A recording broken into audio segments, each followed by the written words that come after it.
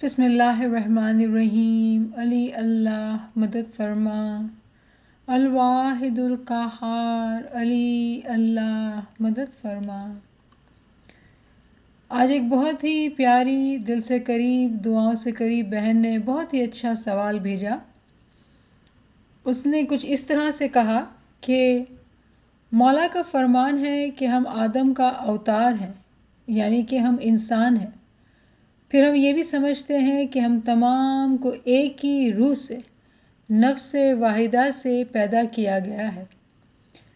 اگر مولا فرماتے ہیں کہ ہم اسی کی روح کا ایک ذرہ ہیں، تو ہم بھی پیر، پیغمبر، نبی، امام کے ساتھ ایک ہو سکتے ہیں۔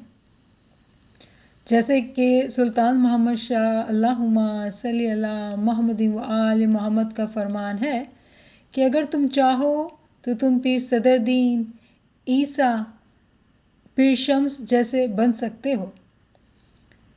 تو جو ہم ایسے بن سکتے ہیں تو دل چاہتا ہے کہ بس جلدی سے اس میں ایک ہو جائے۔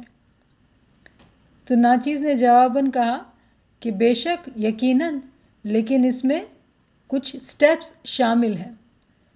تو بہن کہتی ہے کہ مجھے تو کوئی سٹیپس چڑھنے ہی نہیں ہے، بس اڑنا ہے۔ یہ بہت ہی خوبصورت طریقہ تھا اس کے عشق کے اظہار کا، کہ جب امام سے محبت ہوتی ہے تو ہمارا دل چاہتا ہے بس جلدی سے اس سے جا ملے، ایک لمحے کو بھی ہمیں انتظار نہیں ہے۔ سوال کو لیتے ہوئے کچھ آج ہم بات کریں گے۔ مولانا سلطان محمد شاہ صلوات علیہ کا ایک فرمان، راجکوٹ، فیبروری 20، 1910 کا فرمان ہے۔ مولا فرماتے ہیں کہ مومن کی جو روح ہے وہ ہماری روح ہے۔ الحمدللہ، آپ میں سے بہت سے ایسے لوگ ہیں جو بہت زیادہ کمیٹڈ ہیں کہ روحانی ورزش کریں، ترقی کریں، اور اس کے لیے تمام اعمال کی پابندی ضروری ہے، ہمارے فرامین پر عمل کرنا ضروری ہے۔ جو لوگ علم کو جانتے ہیں وہ ان باتوں کو، روحانیت کو سمجھتے ہیں۔ جب علم حاصل کرتے ہیں تو علم سے ہمیں سمجھ آتی ہے کہ روحانی ترقی کے کیا طریقہ کار ہے، روحانی ترقی کرنے کے لیے کون سے درجات کو ہمیں پار کرنا ہے۔ ہم نے آج تک کچھ کلاسز میں اعمال کی اہمیت کو جانا، تاکہ ہم اپنے اعمال کو ایسا خوشنما کریں، ایسا اچھا کریں کہ امام جو ہے وہ ہم سے راضی ہو، امام جو ہے وہ ہمارے دل میں آ کے براجمان ہو، ہمارا دل اتنا پاک و پاکیزہ ہو کہ کوئی بھی بدعملی ادھر نہ ہو۔ تو جب ہم درجات کی بات کرتے ہیں تو بڑے بڑے 2 درجات ہیں جس کے اندر بہت سارے درجات آ جاتے ہیں۔ تو پہلا، سب سے جو بہت ہی امپورٹنٹ بات ہے، جو امپورٹنٹ سٹیپ ہے، وہ ہے شکر گزاری کا۔ ایک مومن سالک جب علم کو حاصل کرتا ہے، علم کی اہمیت کو سمجھتا ہے، تو وہ چلنے لگتا ہے۔ اس کا چلنا شکر گزاری کی علامت ہے۔ جو شخص ایک جگہ بیٹھا ہے، وہ اپنے بیٹھنے میں، اپنی سستی میں، اپنی کاہلی میں اگر راضی ہے تو وہ بندہ بہت ہی ناشکر گزار ہے۔ کیونکہ اگر مولا کی رحمت ہے اور ہمیں ایک صراط المستقیم دی گئی ہے کہ اس راستے پہ چل کے مجھ تک پہنچ جاؤ، تو جو مومن سالک اس راستے پہ علم کے ذریعے سے جب چلنا شروع ہوتا ہے تو اس کا چلنا شکر گزاری میں شامل ہوتا ہے۔ اس کے بعد جب علم سے وہ اعمال کی پاکیزگی کو جانتا ہے اور اپنے آپ کو پاکیزہ کرنا شروع کرتا ہے، یہ بھی اس کا شکر گزاری میں شامل ہوتا ہے، یعنی یہ بندہ شکر گزار ہے۔ اس کے ساتھ ساتھ جو بھی ہمارے پاس علم کے ذرائع ہیں، ہمارے پاس قرآن، فرمان، گنان ہے، ان تمام کی قدردانی کرنا، ان کو پڑھنا، سننا ہمارے لیے شکر گزاری کی علامت ہے۔ ہمیں ہمارے امام علم دیتے ہیں، علم کے ذرائع دیتے ہیں۔ ناچیز بہت ہی خوش قسمت ہے، بہت سارے محترم استاد ہیں میرے، تو ان استادوں کو یاد کر کے ان کی شکر گزاری کرنی چاہیے کہ اگر وہ ہماری زندگی میں نہیں آتے تو آج ہم علم میں اتنا آگے نہ بڑھتے۔ تو اپنے استادوں کا شکر کرنا چاہیے۔ بہت زیادہ اعلیٰ ہمت کی بھی ضرورت ہوتی ہے، اور ہمت کے لیے بہت ہی خوبصورت چیپٹر کلام مولا میں ہمارے امام نے آج سے 1400 سال پہلے ہمارے لیے فرمان کر دیا۔ کلام مولا جو ہے وہ فرمان کی کتاب ہے، تو آپ تمام سے گزارش ہوگی کہ ہمت کے چیپٹر کو پڑھیں، اس کے اندر غور کریں، اور اگر کوئی سوال ہو تو ضرور کریں۔ یہ تمام باتیں جو ہیں وہ شکر گزاری کے اندر آ جاتی ہیں۔ جب ایک مومن صالح بہت زیادہ شکر گزار ہوتا ہے، بہت زیادہ اس کے اندر شکر گزاری کی کیفیت آتی ہے، تو اسی شکر گزاری کی حالت میں اس کے اندر ایک گریہ زاری پیدا ہوتی ہے، کیونکہ احساس ہوتا ہے کہ مولا کی کتنی رحمت ہے۔ اور چونکہ یہ مومن صالح ہوگا تو وہ اپنی ذکر و عبادت میں بھی آگے سے آگے بڑھے گا۔ جیسے جیسے ذکر میں اضافہ ہوگا، ایسے ایسے دل کی نرمی میں اضافہ ہوگا، عشق میں اضافہ ہوگا، اور شکر گزاری میں اضافہ ہوگا۔ روزانہ کی یہ عادت ہوگی تو وہ تمام بیماریاں جو ہمارے اندر ہمارے نفس کی وجہ سے ہیں، ان بیماریوں کو شفا ملے گی۔ ہمارا مشکل کشا مولا جو ہے وہ تمام مشکلات کو آسان کرنے والا ہے، اور ایک مومن کی بہت بڑی مشکل اس کا نفس ہوتا ہے جو اس کو غلام بنائے ہوئے رکھتا ہے۔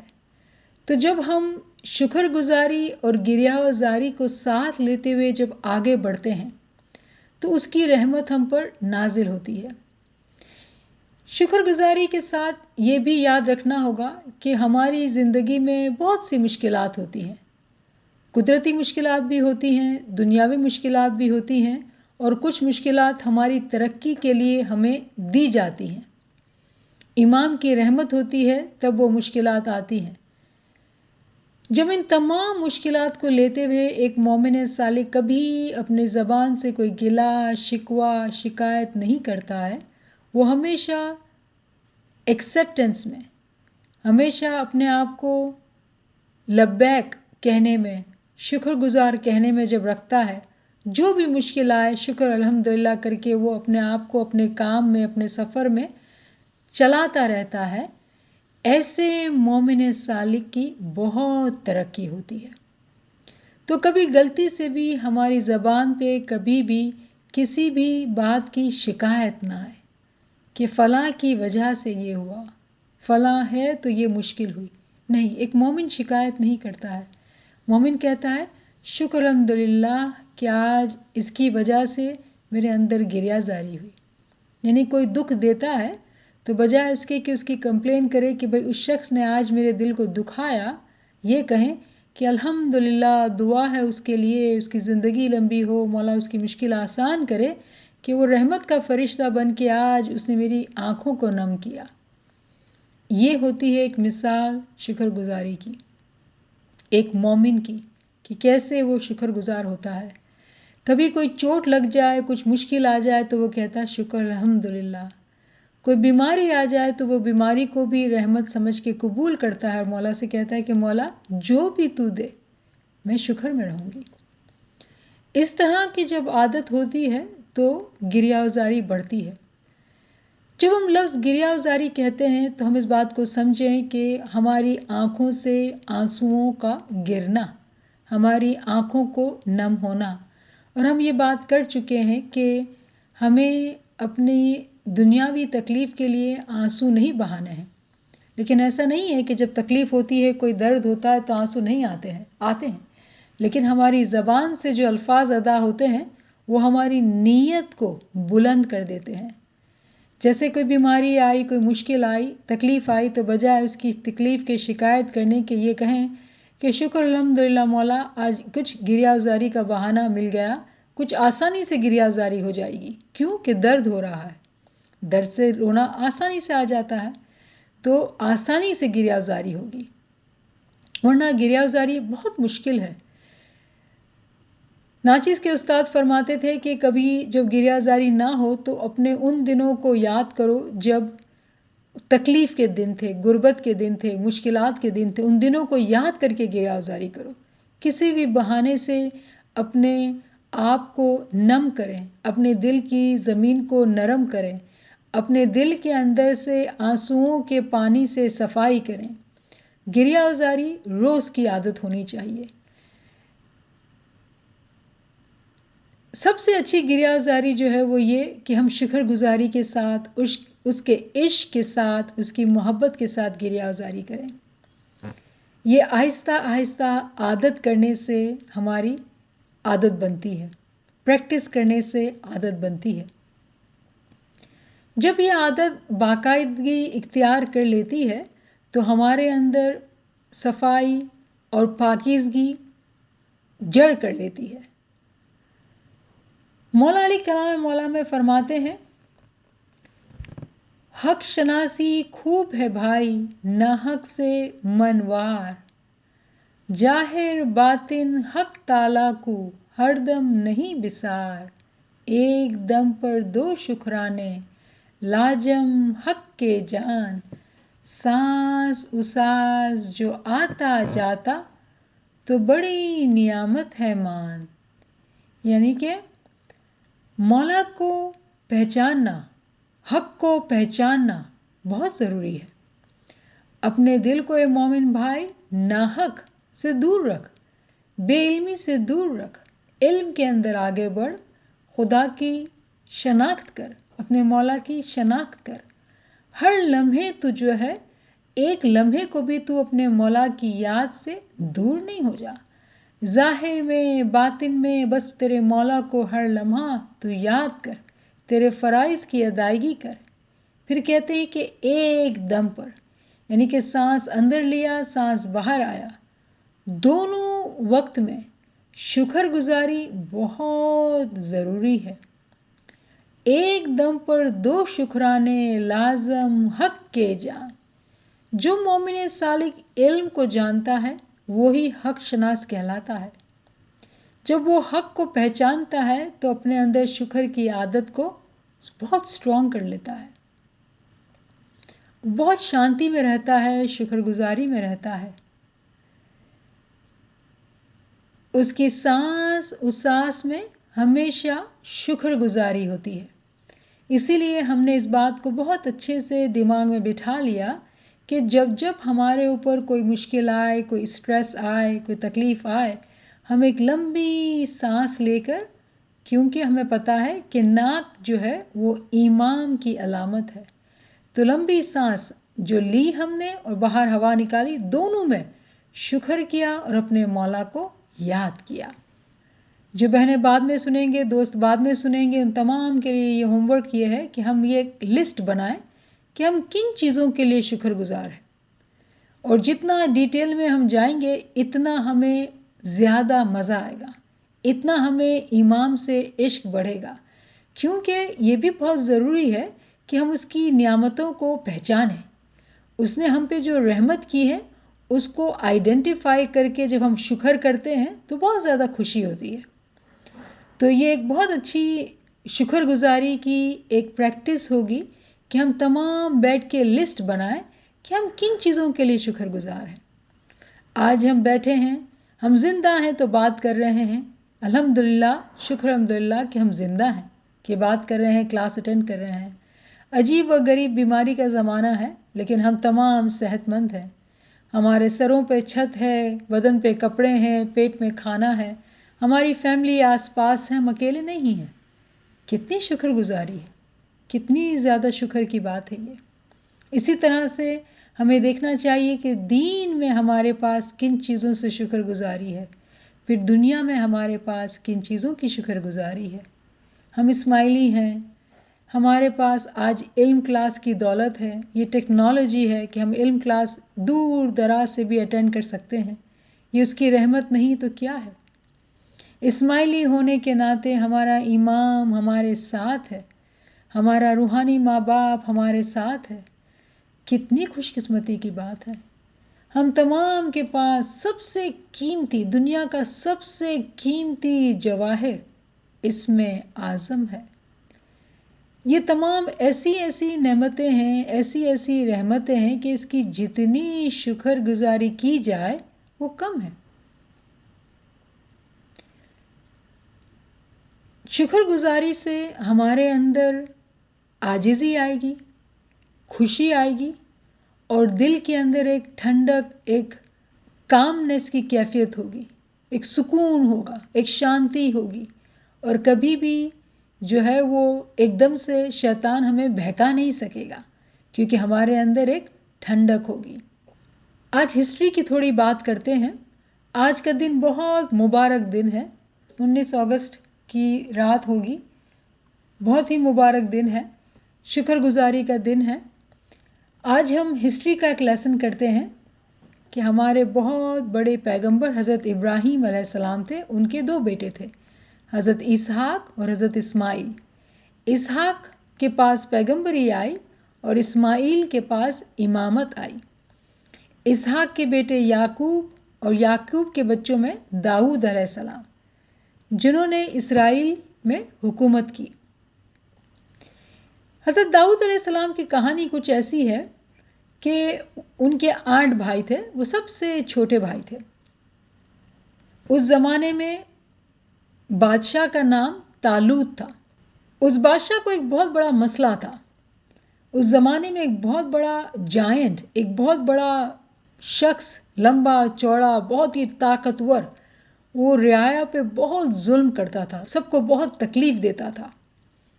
जो बादशाह तालूत था वो बहुत परेशान था। जो जायंट था उसका नाम जालूत था। वो दूर दूर से लोगों को, बहादुरों को, जवानों को बुलाता और कहता कि इससे लड़ो, ताकि अगर इसको मात दे तो हमारे मुल्क में कुछ शांति आए। लेकिन तमाम जिसके सामने लड़ने आते थे, जालूत के सामने, वो मार खा के चले जाते थे। बादशाह जो है किसी तरह से जालूत पे काबू नहीं पा सकता होता है। हज़रत दाऊद अलैहिस्सलाम उस ज़माने में बहुत छोटे से यंग बच्चे होते हैं और वो अपनी भेड़ बकरियों को घास चराने के लिए ले जाते होते हैं। तो चूंकि वो जालूत इतना तंग करता था, वहाँ के लोगों को इतनी मुश्किलात देता था कि बादशाह परेशान होकर हर एक से ये कहता कि बस तुम लड़ने जाओ, तुम लड़ने जाओ, तुम लड़ने जाओ। किसी तरह से जो है दाऊद को पकड़ लिया गया और कहा कि भाई तुम यहाँ इससे लड़ने जाओ। ये एक छोटा सा बच्चा है, क्या लड़ेगा? लेकिन इसको पकड़ के कहा गया कि तुम जो है इससे लड़ोगे। हज़रत दाऊद अलैहिस्सलाम कहते हैं ठीक है, तुम कहते हो तो लड़ लेता हूँ। और वो जाते हैं और रास्ते से एक पत्थर को उठाते हैं और वो जालूत के सामने जाते हैं। जालूत जब देखता है कि एक छोटा सा बच्चा है, इसके हाथ में गुलेर है और वो मुझसे लड़ने आया है, बहुत बड़ा कहका लगाता है कि बच्चे, तूने क्या सोच समझ के यहाँ आया है? एक को फूंक मारूंगा तो तू तो उड़ जाएगा। दाऊद कुछ नहीं कहते हैं। दाऊद अपने गुलेर में वो पत्थर को लगाते हैं और एक गुलेर को चलाते हैं, सीधा उसके सर पे वो लगता है और वो ऐसा वार होता है कि वो इतना बड़ा हाथी जैसा आदमी, उसके सर पे एक पत्थर लगने से वो धड़ाम से गिर के वहीं ख़त्म हो जाता है। सब लोग हैरान परेशान कि ये कैसे हो गया, ये कैसा माजिज़ा हो गया। तालूत को तो यकीन ही नहीं आता है। तालूत इतना परेशान था इस जालूत से कि उसने कहा था कि जो शख्स भी इसको मार गिराएगा वो उसको बादशाह बना देगा और अपनी बेटी शहजादी से शादी करा देगा। अब हज़रत दाऊद अलैहिस्सलाम जो है उन्होंने इसको मार गिराया। ये तो कहानी थी। अब इस कहानी के असल रुख को समझते हैं, इसकी तावील को समझते हैं। हज़रत दाऊद अलैहिस्सलाम, जैसे कि हम जानते हैं कि वो पैगंबरों के ख़ानदान से थे, वो हज़रत याकूब के बच्चों में से थे। उनके पास इस्म आज़म की दौलत थी। जो पत्थर की मिसाल है वो इनका ज़िक्र, उनका इस्म आज़म था। جالوت جو ہے وہ مثال ہے ہمارے نفس کی. اتنا بڑا پہلوان جس کو کوئی مات نہیں دے سکتا ہے. اور بادشاہ پریشان ہو کے کہتا ہے کہ جو اس پہلوان کو مار گرائے گا اس کو میں بادشاہت دے دوں گا اور اپنی بیٹی سے شادی بھی کرا دوں گا. حضرت داؤد علیہ السلام جو عمر میں چھوٹے تھے لیکن ایمان میں پکے تھے، اسم اعظم کی ورزش میں پکے تھے. ان کے ایک ہی اسم اعظم کے وار سے نفس ختم ہو گیا اور وہ شیطان، وہ نفس گر کے مر گیا. حضور صلی اللہ علیہ وسلم فرماتے ہیں کہ کبھی بھی تم مجھے داؤد پر فوقیت نہ دینا. آپ کو معلوم ہے کہ حضور صلی اللہ علیہ وسلم ہمارے جو ہے سردار انبیاء تھے. تمام رسول میں سے، تمام پیغمبروں میں سے ان کا درجہ جو تھا سب سے بڑا درجہ تھا کہ وہ تمام پیغمبروں کے سردار ہیں. وہ کہتے ہیں کہ مجھے داؤد پہ کبھی بھی فوقیت نہیں دینا. کیوں ایسا کہتے تھے؟ داؤد کی جو عبادت تھی وہ گریہ وزاری کے ساتھ تھی. کہتے ہیں کہ وہ ایسی گریہ وزاری کرتے تھے، اتنی گریہ وزاری کرتے تھے، اگر ان کے بستر پہ جب وہ گریہ وزاری کرنے بیٹھے اور اگر اس بستر کو نچوڑا جائے تو آپ بالٹی بھر لیں. یعنی کہ اتنے ان کی آنکھوں سے آنسو بہتے تھے. وہ گا کر اور ناچ کر خدا کی عبادت کرتے تھے، مست ہو کے، بس مست ہو کے. وہ مستی میں جو بھی کہتے تھے، ان کی زبان سے جو بھی نکلتا تھا، خدا تعالیٰ نے فرمایا کہ میں اس کو اپنی کتاب بناتا ہوں. زبور جو ہے خدا کی نازل کردہ کتاب نہیں ہے. حضرت داؤد کی جو کتاب ہے وہ زبور ہے، اس کا نام ہم تمام جانتے ہیں.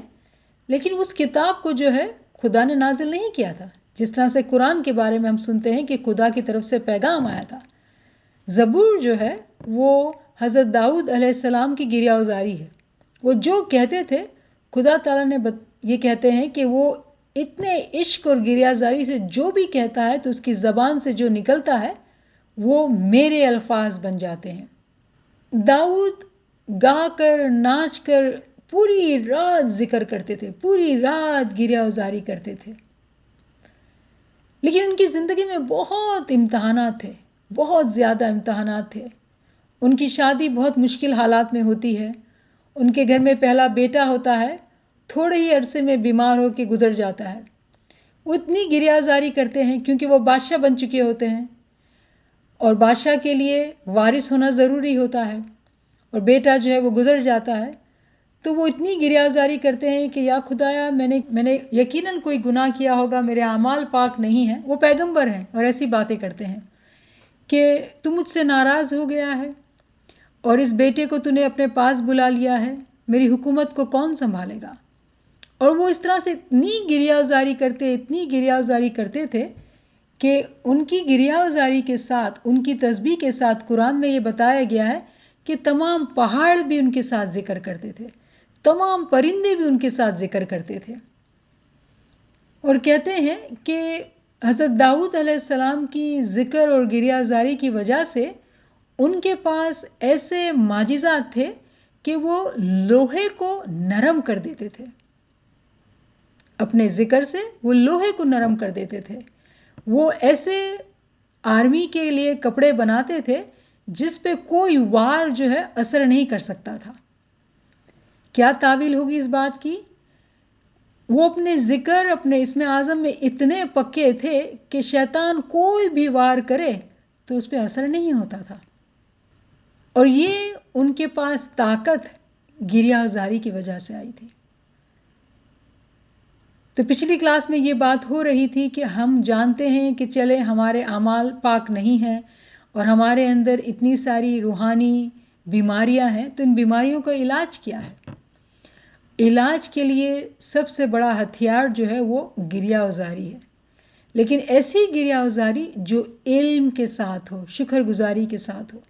ورنہ دنیاوی تکلیف کے ساتھ گریہ وزاری کرنا شاید علم کے بغیر بھی کوئی روتا ہوگا. تو بہت ضروری ہے کہ ایک مومن امام کے عشق کے ساتھ علم کو سمجھتے ہوئے جب گریہ ازاری کرتا ہے تو اس کی ہر مشکل اس کے لیے انعام بن جاتی ہے اور وہ اس انعام کو پا کے خوش رہتا ہے. اپنی نیت کو بلند کر کے وہ گریہ ازاری کرتا ہے. خدا تعالیٰ نے قرآن میں فرمایا ہے چیپٹر 34 ورس 13 اعملوا آل داؤد شکرا وقلیل من عبادی الشکور کہ اے آل داؤد شکر کرو کیونکہ میرے بندوں میں شکر کرنے والے کم ہیں.